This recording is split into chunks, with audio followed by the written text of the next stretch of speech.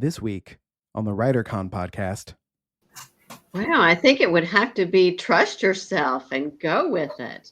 You know, your experiences are unlike those of anybody else on the planet. No one has experienced what you've experienced and what you can write about. So trust yourself. Go with it. Welcome to WriterCon, a gathering place for writers to share their knowledge about writing and the writing world. Your hosts are William Bernhardt, best-selling novelist and author of the Red Sneaker books on writing, and Rene Gutteridge, best-selling author of over 30 novels and screenplays.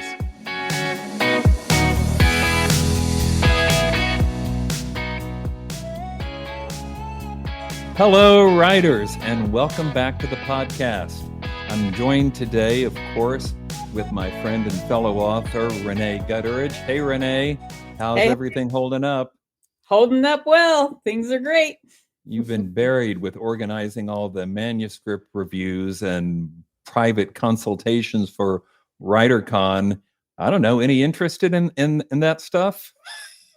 Well, it's fun, and people are getting excited, and I think it's going to be great. It's keeping you busy. But, I'm thinking back like 30 plus years now. If I could have given a few pages of my manuscript to I'd never even read an author I never met an author till I saw one in the mirror. And to be able to give a page or 10 pages of my work to somebody and get feedback, that would be something special. This was your idea too, wasn't it, Rene? Didn't you come up with this? Yeah. I had actually utilized this myself about 20 years ago or 15. And it was the highlight of my conference when I went. I got to have an author read my pages, and I loved it. So I'm happy to implement that here. Well, good on you. And of course, we also have our audio engineer, Jesse Ulrich. Hey, hello. Jesse, I noticed live podcast recording has been added to the WriterCon schedule. I love it. Live shows are the best shows. I love them so much. So I'm excited. And you're going to make sure this works, right? Because I don't understand any of the tech involved. I'm going to do my best. So since we won't be live streaming it, that'll make part of this a lot easier. Well, this is a very special episode of the podcast coming out even in the middle of the week because we are very much on the road to WriterCon, which takes place, every year in Oklahoma City over Labor Day weekend. This year, that's September 2nd through the 5th. Get this, we've got over 60 presenters, all experts in their fields, authors, agents, editors, publishers, marketing people, whatever you need, we've got them in every field of writing, contests, small group lunches, which have a few seats left, not many, Monday master classes, and to me, best of all, lots of opportunities to meet like-minded people who are interested in books and writing and think it's just as important as you do, people who will support and enhance your career. Rene, what's your favorite part of WriterCon? Okay, I'll tell you, I love the pitch sessions. Really? I do. I love seeing all the people in the room, and they're so intense and excited to finally get to tell somebody their story, and they're nervous. You can just feel it. And then, it's just fun. I think it's fun to finally get to tell somebody your story, a professional. So, and you know what else we have, Bill? What? Along with all that you have mentioned, we have nice people. We have really nice people. And so people, if you're intimidated to come to Writers Conference, come to ours. We are very warm and welcoming. It's true. It's absolutely true. And to me, that's kind of the fun part. I look forward to it all year long, even though it's an enormous headache to put on. But the chance to get together with friends, writers, aspiring writers, I think that it's a feeling of family. It's a feeling like you've found your tribe, and I just think it's super cool. So anyway, since this is our special Road to WriterCon episode, we have not one, but 4 guests, because this is the way we do things at WriterCon. Don't just do the basics, go 4 times what other people might have done. So 4 guests, all of them superstar presenters at WriterCon 2022. And I'm going to introduce them now so they can just talk and kibitz and interrupt or do whatever they want to do. Our 4 guests in alphabetical order are Mary Coley, mystery writer, won the Oklahoma Book Award this year for Blood on the Mother Road. Hey, Mary. Hey, nice to You can be hear- here, Bill. And we can hear you, so that's the best sign. We also have Good. Callie Hutton, author of over 50 books, historical romances, and more recently, Victorian cozy mysteries. How are you doing, Callie? I'm doing great. I just took a nice long break for like the last 5 weeks or so, and now I'm back to work and finding it hard to get into the swing of things. So I'm looking forward to WriterCon to get me going again, so I can do my next Victorian cozy mystery. You mean 5 weeks when you actually didn't write? I didn't write. I worked. Wow. Did a lot of advertising, marketing, that kind of stuff, but I didn't actually write, and it was very weird. I would last a week, I think, and not. Yeah. Anyway, with the introductions, we also have Sierra Presada, who is an author and a voice actor and an audiobook engineer, co-author of a wonderful book called The Creative Compass. Hey, Sierra, how you doing? Hey, Bill. Thank you for that introduction. I'm so excited. This is my first time hearing just nothing but wonderful. I hope Sierra doesn't mind, because she is a superstar in her own right, but she's also the daughter of one of our past WriterCon keynote speakers, and that, of course, is Dan Millman. So say hi to Dad for me next time, okay, Sierra? Yes, I will. So we're going to interview these people about all their writing tips and advice and what they're doing on WriterCon. But first, Jesse, cue up the news.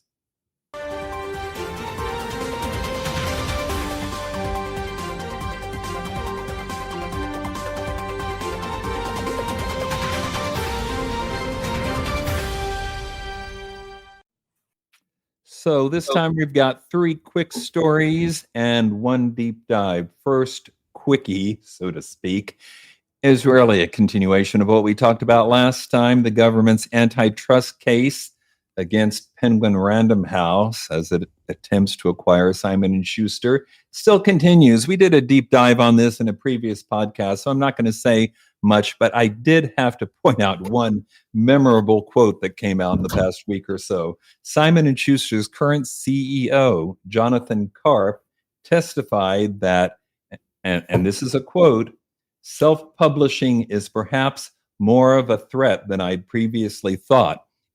Quote. Like 10 years later, they've gotten it, and maybe this is why Simon & Schuster is being bought. I don't know. But at any rate, he was specifically referencing, of course, Brandon Sanderson's huge success on Kickstarter, raising $42 million. But he could have just as easily mentioned Hugh Howey or Anna Todd, or for that matter, Colleen Hoover, who, of course, is published traditionally, but a sensation now because of TikTok and Book Talk and others that have emerged outside the big five. I think the world is changed, or publishers for that matter. Look at what Podium or Wolfpack have done. Small and independent publishing houses are becoming profitable, just as independent authors are making a significant mark. Okay, stop lecturing. Quick item number 2. What's selling right now? According to an article in the Bookseller, which Jesse is not showing you, he's showing you a Reddit post because the article is behind a paywall, so I couldn't get to it. But according to the Bookseller, what's selling right now? Stealth Help and Cli-Fi. Okay, did everybody get that right? Anybody want to take a guess? What do you think Cli-Fi might be? R.J. Johnson, science fiction writer, author of Dreamslinger, has just joined the podcast. Hey, R.J., what do you think Cli-Fi is? Classified information. That's the You were best I so got. game. I love that. But no, it's books that relate to the environment. See, it's Cli for climate. So it's Cli-Fi. And Stealth Help is basically memoir or personal narratives that aren't overtly self-help, but still can help people improve their lives. So it's Stealth Help. See, it's not the 7 Habits of Highly Effective People. It's something more subtle, like Tuesdays with more. No, that was not remotely subtle. What would be an example of this? Anyone? Is it subtle or fast? Like you just get one habit. I It's think the stealthy. idea is that it doesn't seem teachy or preachy, that you absorb lessons, which I would have thought is what novels are for. I mean, novels Yeah. teach Accidental help. Isn't that the whole point? Yeah. Accidental help. Right? Like Right. novels are trying to like prove a point, aren't known for their subtlety. That's not No. how this works. You can't, otherwise people are going to stop reading if they're not getting it. So Well, nonetheless, stealth help is selling. And just to point out that there is some normalcy, the article also mentioned rom-com, gothic fiction, horror, and cozies. And look who we have in this podcast and coming to the conference. We have Mary on mystery, Callie on romance and mystery, RJ on science fiction, Sierra on audiobooks, probably the fastest growing sector of the book market right now. We've got it all covered. Okay, quick item number 3. Tom Doherty Associates is rebranding itself as Tor Publishing Group. And this is only important because Tor has, I think, come to be associated in many people's minds. Maybe it's just people my age's minds. I don't know. But Tor, I usually think of science fiction. And the point they're trying to make now is that they're broadening into all kinds of genre publishing. So under Tor will not only be the imprints of Tor, but Forge and Nightfire and Tortine, Starscape, Tor.com Publishing. I bet that's an online only, and some others. All right, time for the deep dive. And this I wanted to get to as soon as I could because it worries me. Anybody who's listened to this podcast much knows that I am always pro-author. Anybody taking advantage of authors is on my bad side already. And writer beware, you can see right there on the screen, and others have reported that scams targeting writers and illustrators are on a significant uptick. Just to give you a little bit of background, as publishing and particularly self-publishing has proliferated, many indie authors have become the target of fraudulent schemes and solicitations that may promise you, huge advances or movie TV deals or contracts with established publishers and look legit. In the article in Writer Beware, it talked about a scam where basically somebody wrote back with a very official looking, properly formatted with the logo of the publishing house in the email saying, "Thank you for your manuscript solicitation. We would like to acquire the publishing rights to your wonderful book," and then a huge sum of money. Click here if you're up for it. And you can imagine some people might be tempted. And here's the catch. They say, great, we'll send you your advance check. When the check arrives, big surprise, it bounces. And so, and here's where the scam comes in, because then when you get back to the alleged publisher and say, hey, your check bounced, they say, oh, I'm so sorry. Send us a copy of the bank's rejection slip and we'll take care of it. The problem with that, of course, is that the bank slip is going to have your account number and the bank routing number, which is all they need to get into your bank account and take whatever they want. Okay, people, tell your friends. We don't want authors being scammed. Rene, you've got some background with this sort of thing, don't you? Mm-hmm. Well, and truthfully, it's not just indie authors. This has happened a few times in the traditional publishing world as well. Mine revolved around winning an award. And, the first red flag is they were calling my parents. But my mom was so excited and couldn't believe this was a scam. But I knew pretty quick that it was. They would normally contact the publisher or agent. So, but they were dogmatic about it, and it happened 3 different times. So, yeah, it's out there for sure. Scammers will always be around, I suppose. I guess that's why we all need to talk more. Anybody else have any scam experience? I do. Yeah, Mary, what's that? I had a scam it's been a couple of months ago now, but I received an email from someone who claimed to be with Sony Pictures in LA and that they were interested in my manuscript and wanted to talk with me. And I had to respond back by email. Well, before I clicked on that and sent an email, I actually called Sony Studios in LA to see if this Wow. person worked there.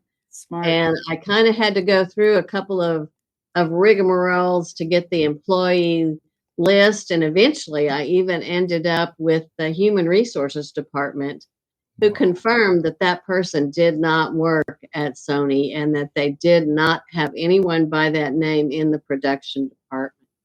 Wow. Wowza. And this Yes. was recently? Yes, this was just a couple months ago. Wow. So you've got a big successful book. It just won a big award. Of course, Hollywood would be calling. I mean, boy, that's just scary. Yeah, it was kind of scary. Yeah. Brought it home to me. Yep.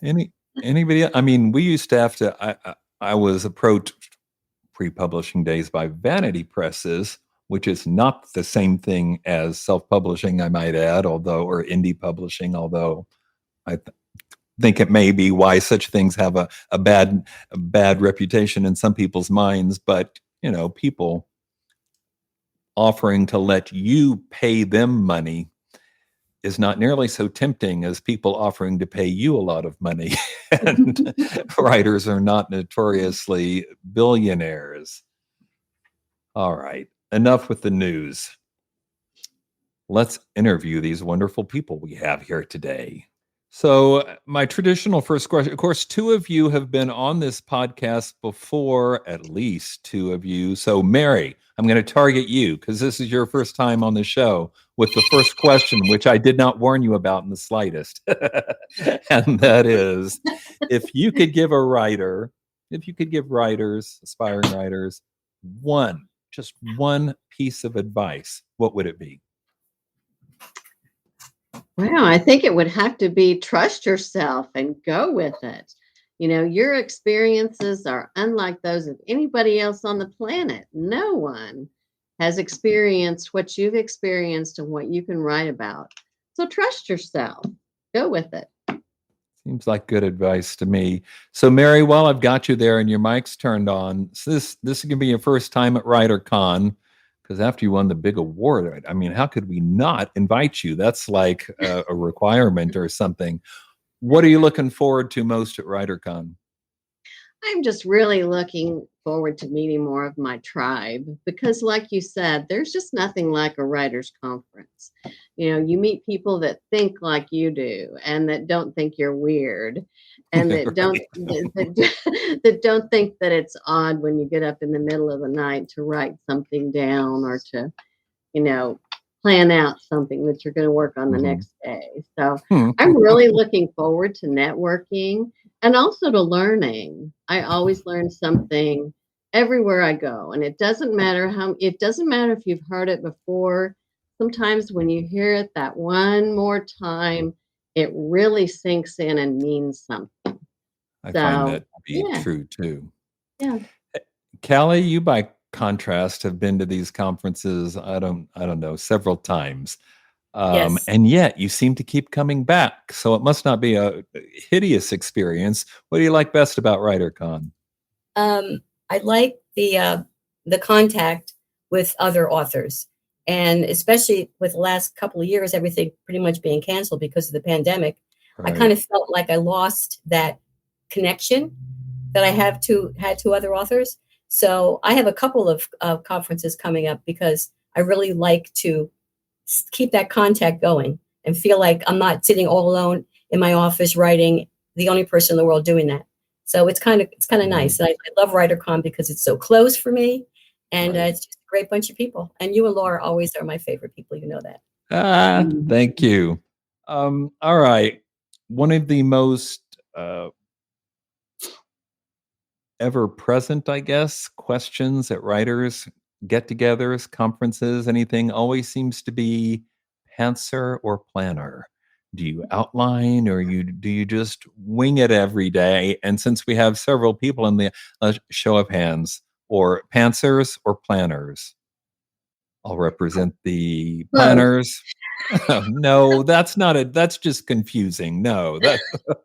Well, you have to ask Bill. You have to say, okay, who are planners? Okay, who are planners?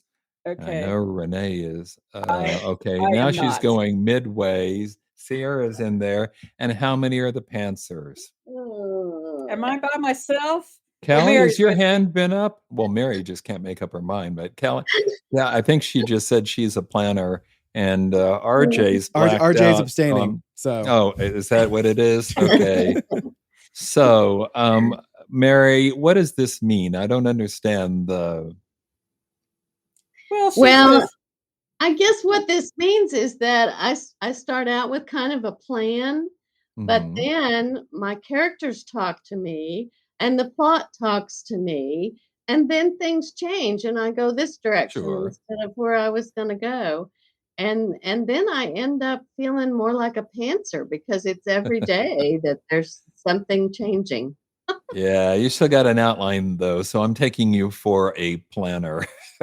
Mine changes every day too. It should. It's not supposed to be written in stone. But you're more of an outliner, Callie. Am I right about that? Oh, Callie's. Yes, Yes. yes, I am. Okay. I outline and I plan, and especially with the cozy mysteries, I have to plot and plan. And that doesn't mean things won't change, because Mhm. sometimes a major thing will change. But I have to start off with a plan, or I can't get started. Sure. How do you handle research for your books? I'll switch to Mary. Mary, how do you handle the research? Because you've had blood on the Mother Road and blood on the Cimarron and a lot of other blood. I don't. How do you go Right. about your research? And I had the Family Secret series. And a lot Mhm. of times my books start out with not just the character or the setting, but also some little bite of history that I'd like to include that kind of pushes the mystery forward and that the main character is interested in. So I Mhm. do a lot of on-site research. I've been either lived in or spent a lot of time in every setting that I use in my story. And the history is driven by what I myself have experienced there or learned about there. And so I go back to those places and to that history and do the research based on kind of what I already know.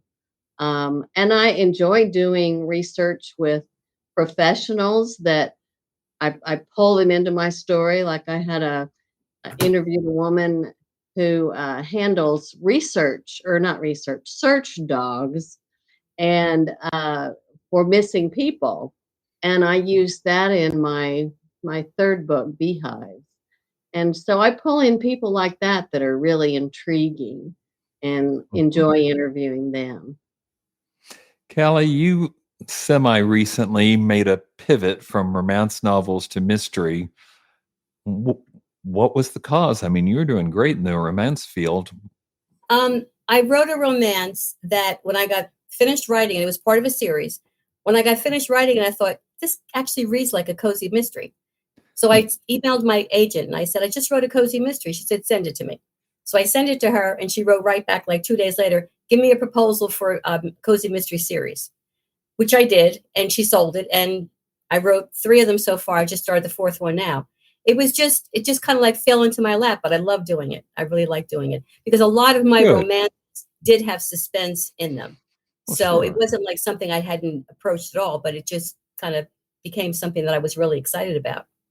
Well, I would hope every book should have some tension or suspense in it. It's Yes. just not necessarily about a dead body, Right. And the except second in book in Mary's that books where series, there's blood everywhere. But what were you let's see, with saying? mystery, there's really no blood everywhere. It's just kind of like, Agatha Christie sort of thing. But the second book in that series was one of 5 finalists in the Simon and Schuster Mary Higgins Clark Award this year. Oh, So that's that a fantastic award. was Thank really exciting. Congratulations. Thank you. Mhm. Since it was my second cozy mystery, I was like very excited about that. Hmm. Didn't win, but that was okay. Just being nominated was enough. Oh, no kidding. Okay. Did you go? Were you at the Edgars? Yes, I did. Took my daughter. My Fantastic. publisher paid for it. Otherwise, I probably wouldn't have gone. Yeah, well, we went, and it was a great time. It was really a great time. Met a lot of nice people, and it was very exciting. Renee, would you like to jump in with a question? Yes, I was gonna ask RJ, but okay.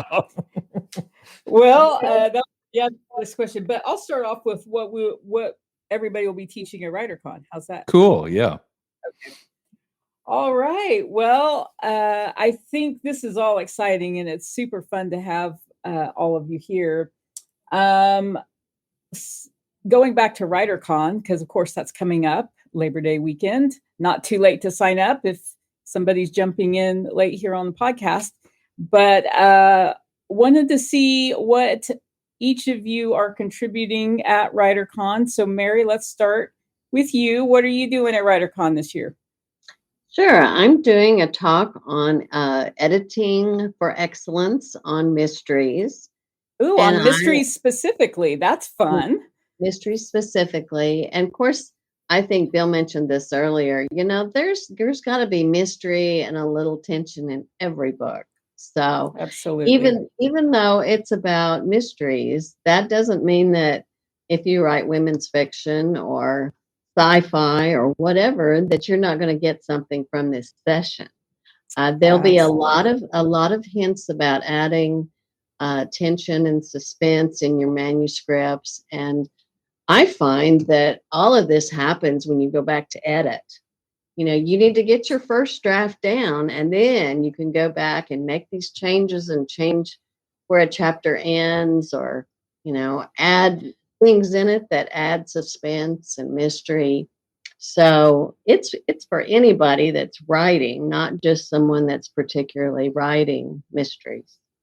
Oh, that's fabulous, Mary. And I agree. I think that learning the hook is one of the most invaluable things that you can learn in writing, whether you're writing mystery or rom-com or whatnot.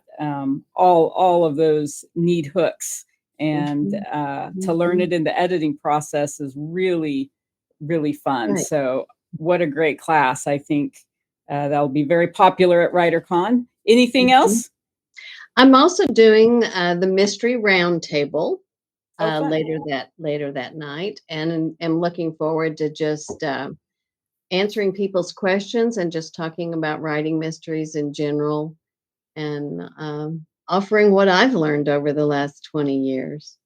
Oh, isn't that what it's about? I think, you know, one of the great things about the writing world is writers love to get back to writers. And I think that's super special. We don't hold and keep our trade secrets, right? It's really fun to share that. So welcome to WriterCon. We're looking forward to having you there. Thanks. And getting to celebrate you and your successes as well. Callie, what you doing? I am doing a workshop on writing a series, because I have written about 10 series, and the things that, you know, are important to have and things that you don't want to get caught up in. I'm also doing a workshop on writing romance, which, even though I've switched to cozy mysteries pretty much, I have a lot of experience in that. I'm also doing the mystery roundtable and a luncheon with romance authors. And I also signed up to do the one-on-one, but I haven't gotten a schedule on that yet, which I'm sure will be coming. Callie, you know, I'm in charge of that, and you will be getting something shortly. Yeah, okay, on it. Great. Okay, so that's it. I'm looking forward to going to. Well, the funny thing is I'm doing a workshop on writing a series, and then the next day, my personal assistant, who's coming up from Florida, is doing a workshop on writing a series Bible.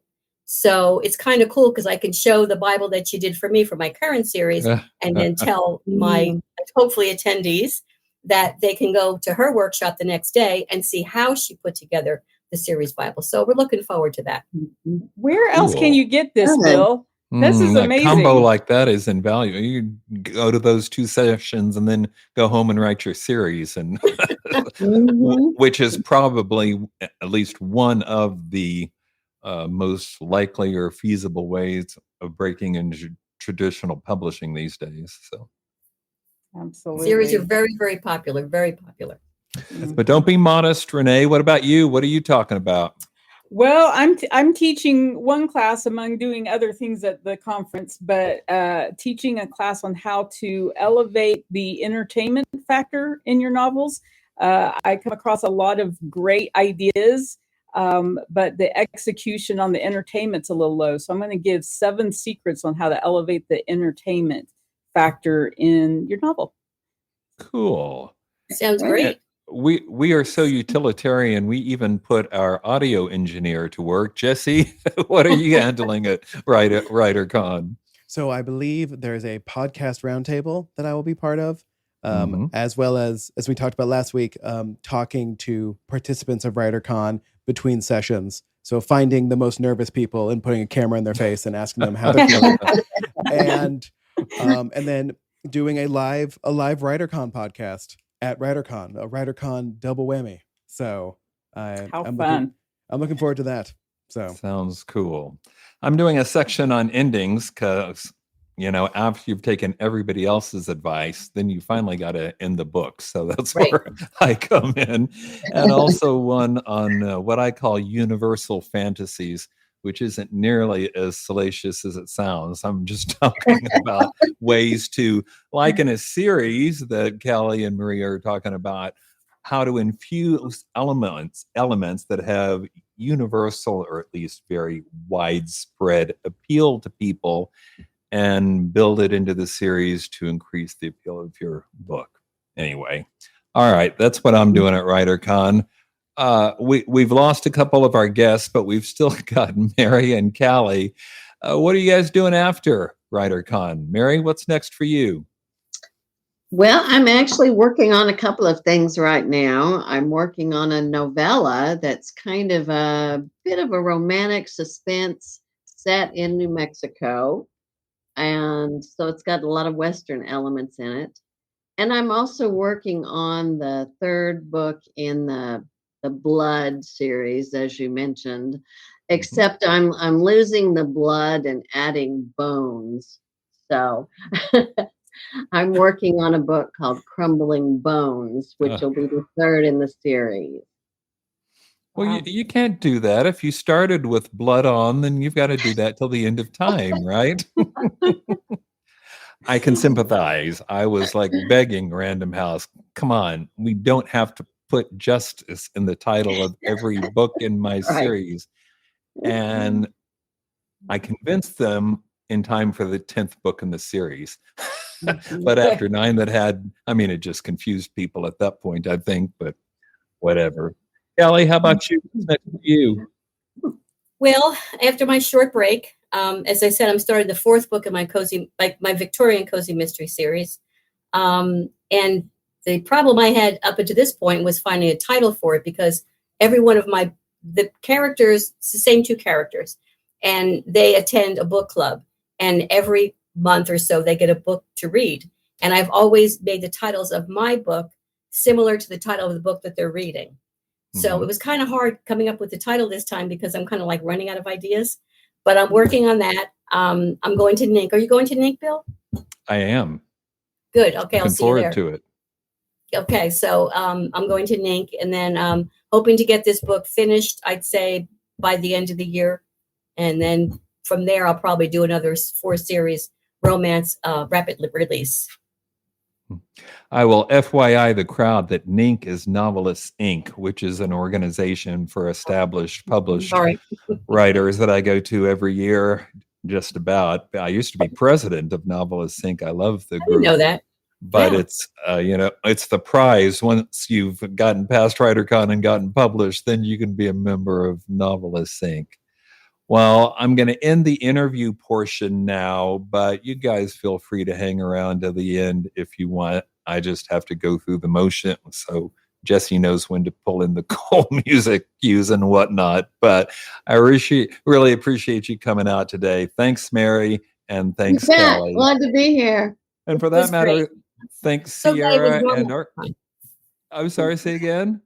I said, I'm so glad this podcast was normal this time. I got to actually see everybody. They got to see me, so it's kind of cool. This was I don't know why it normal? was- Really? Yeah, high praise. Ah, excellent. All right. Thank you all very much. Thank you, Bill.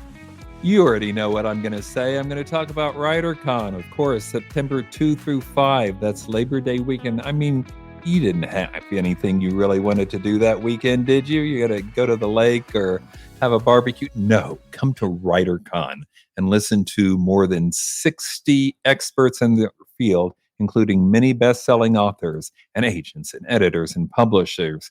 Hear them talk in over 70 breakout sessions, plus roundtables and a lot more about their areas of expertise. This is your chance to take your writing career to the next level. But what you may find when you get there is what you cherish most are the opportunities to meet people and network and make the connections you need. Rene, don't you think so? You were talking about the importance of the people before. I totally agree. I think you go in trying to learn everything you can and you come out with 10 new friends. It's fantastic. So that's WriterCon. If you want to go to the website, that's writercon.com. We've got a Facebook group. And for that matter, you can sign up for my newsletter and get that piece of valuable information. What was I going to say? Worthless? No, it's it's the newsletter that goes out every other weekend. My email address is willburn@gmail.com. That'll be in the show notes. But first and foremost, come to WriterCon. I just guarantee you'll be glad you did. All right? Until next time, keep writing. And remember, you cannot fail if you refuse to quit. See you next time.